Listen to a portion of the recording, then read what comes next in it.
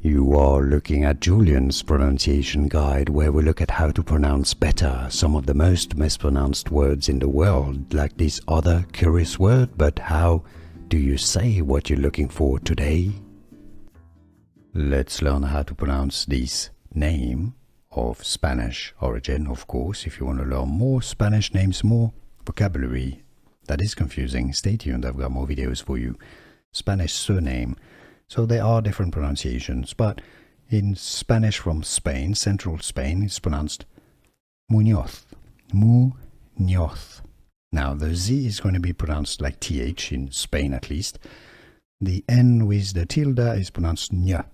Muñoz.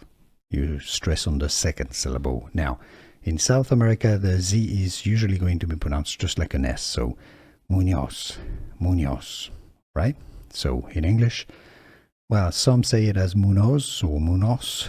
It should be Muñoz, Muñoz. Or in Spanish from Spain, Muñoz. And now you know.